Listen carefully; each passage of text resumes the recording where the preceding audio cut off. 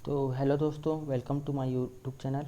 तो इससे पहले के वीडियोस में पार्ट वन में हम लोगों ने ऑर्डिनरी पासा और स्टैंडर्ड पासा में डिफरेंस देखा था कि हम कैसे पहचानेंगे कौन सा पासा ऑर्डिनरी है, कौन सा स्टैंडर्ड है और उसके विपरीत संख्या कौन सी होगी। ये सारे टाइप के क्वेश्चन हम इससे पहले वाले पार्ट में देख चुके हैं, जो कि बहुत इंपॉर्टेंट है।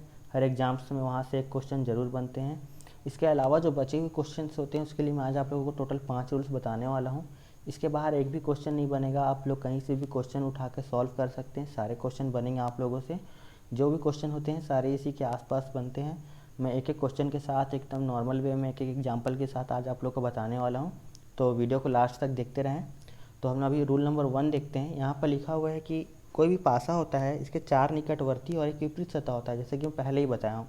जैसे कि एग्जाम्पल के लिए हम देखते हैं कि यहाँ पर 2 है, तो अगर यहाँ पे 2 है तो ये जो 4 और 3 हैं इसके क्या है, निकटवर्ती हैं। ये दोनों अपोजिट नहीं है, जो इसका अपोजिट होगा वो छिपा हुआ है यहाँ पर, है ना। वैसे जैसे 3 का 4 निकटवर्ती है, सारे दूसरे के निकटवर्ती हैं। वैसे 2 का कुछ निकटवर्ती यहाँ पर होगा, 4 का कुछ यहाँ पर होगा, यहाँ भी होगा, यहाँ भी होगा, है ना। तो जैसे कि जो 4 का अपोजिट होगा वो यहाँ पे होगा, 3 का अपोजिट जो होगा वो यहाँ पे होगा, है ना।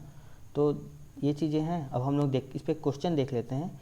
यहाँ लिखा हुआ है कि एक पासे के 3 प्रारूपों को दर्शाया गया है, यानी कि कोई एक ही पासा है, उसको 3 अलग अलग तरीक़ों से रखा गया है। तो 3 के विपरीत फलक पर कौन सा अंक होगा, ये हम लोग से पूछा गया है, ठीक है। तो हम लोग देखते हैं, 3 के विपरीत पूछा गया है, तो हम लोग काम क्या है, पहले ही पासे में हम लोग को 3 को पकड़ना है। अब देखो, ये जो 2 है ये 3 का वो है, निकटवर्ती है। ये एक इसका निकटवर्ती है। इसमें जो 3 है इसका निकटवर्ती 5 है और 1 है। वैसे इसमें जो 3 है इसका निकटवर्ती 4 है और 2 है। तो 4 तो निकटवर्ती होते ही हैं और एक 3 खुद हो गया 5, यानी 5 फलक तो हम लोग को नॉन है ना। कोई एक फलक है जो हम लोग को नहीं पता है, वही जो है वो 3 का अपोजिट है, सीधी सी बात है। तो 1 तो नहीं हो सकता, 2 नहीं हो सकता, 3 नहीं हो सकता, 4 नहीं हो सकता और 5 नहीं हो सकता। तो जो बचा हो गया वो हो गया 6, है ना। तो इसे हम लोग किसी भी संख्या का वो अपोजिट बता सकते हैं अगर हम लोग को 3 पासे से दिए हुए हैं तो, है ना।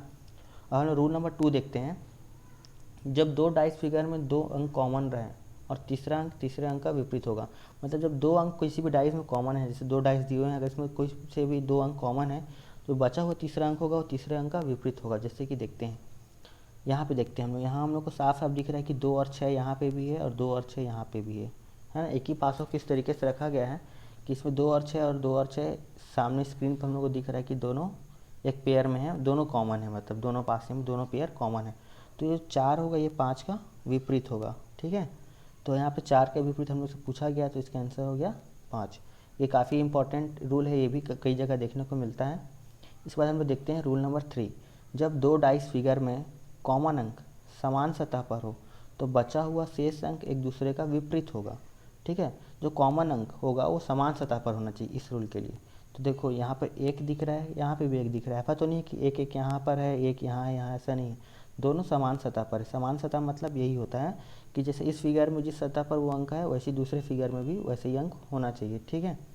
तो ये जो अंक होंगे ये एक दूसरे के विपरीत होंगे, सीधी सी बात है ना। तो जो 3 का अपोजिट हो जाएगा 2 और 5 का अपोजिट हो जाएगा 4।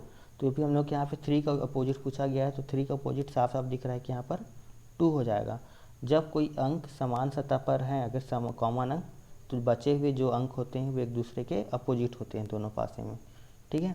हम लोग रूल नंबर 4 देखते हैं। ये सबसे ज़्यादा इंपॉर्टेंट रूल है, सबसे ज़्यादा, और सबसे ज़्यादा क्वेश्चन भी इसी रूल से बनते हैं। अगर ये रूल आपको समझ में आ गया तो आप 90% क्वेश्चन ऐसे ही सॉल्व कर सकते हो किसी भी बुक्स के, ठीक है।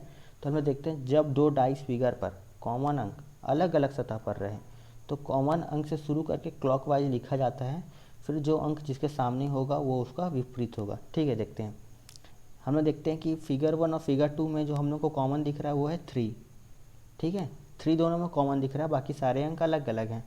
अब हम लोग को पता करना है कि कौन सा अंक किसका अपोजिट है। तो हम लोग को सबसे पहला काम एग्जाम में क्या करना है, 3 को पकड़ के ऐसे वापस 3 तक लिखना है, ठीक है। यहाँ से 3 जो कॉमन अंक है वहीं से शुरू करना है, ठीक है। तो यहाँ पे हम लोग शुरू करेंगे तो ये हो जाएगा 3 फिर 2 फिर 1, है ना। फिर जस्ट इसी के नीचे लिखना है, यहाँ भी 3 शुरू करना है। तो हम लोग शुरू किए 3 फिर 5 फिर 4, ठीक है। तो हम लोग को पता चलेगा कि जो 1 होगा वो 4 का अपोजिट होगा, जो 2 होगा वो 5 का अपोजिट होगा। और जहाँ 3 और 3 कॉमन दिख रहे हैं, मतलब दोनों में कॉमन है, वहाँ जो बचा हुआ संख्या होगा वो होगा यानी 6, यानी कि 3 का अपोजिट होगा 6। तो 3 का अपोजिट होगा 6, 2 का 5, 1 का 4। तो हम लोग से 5 का पूछा गया है, यहाँ पर 5 का अपोजिट क्या होगा, तो हम लोग को साफ साफ दिख रहा है कि इसका अपोजिट 2 होगा। ठीक है, ये सबसे इंपॉर्टेंट रूल है, हम लोग को याद रखना है कि क्लॉक वाइज शुरू करना है, जो कॉमन अंक होगा उससे। ठीक है, और फिर उसके नीचे लिखते जाना है, फिर जो अंक अभी तक नहीं मिला है वो उस 3 का कॉमन होगा जो सेम सतह पर है, और बाकी सारे एक दूसरे के अपोजिट होंगे। ठीक है, और रूल नंबर 5 देख लेते हैं। जब कोई भी अंक कॉमन ना रहे, जैसे यहाँ 1 2 3 है, यहाँ 4 5 6 है, तो अब कोई भी अंक कॉमन नहीं होता है तो सब एक दूसरे का अपोजिट होते हैं। यहाँ 1 का अपोजिट 4 होगा, यहाँ 3 का अपोजिट 5 होगा, यहाँ 2 का अपोजिट 6 होगा।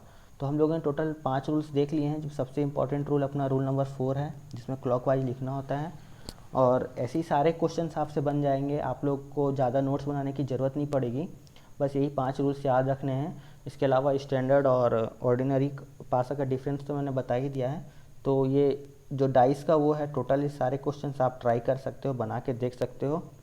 अगर आप लोग बोलोगे तो मैं क्वेश्चन बेस्ड वीडियो ले आऊँगा, जिसमें हम लोग कुछ अच्छे अच्छे क्वेश्चंस करके देखेंगे सॉल्व। ओके बाय फ्रेंड्स, और आप लोग मेरे वीडियो को लाइक और सब्सक्राइब कर दो अगर आप लोगों को वीडियो अच्छा लगा तो।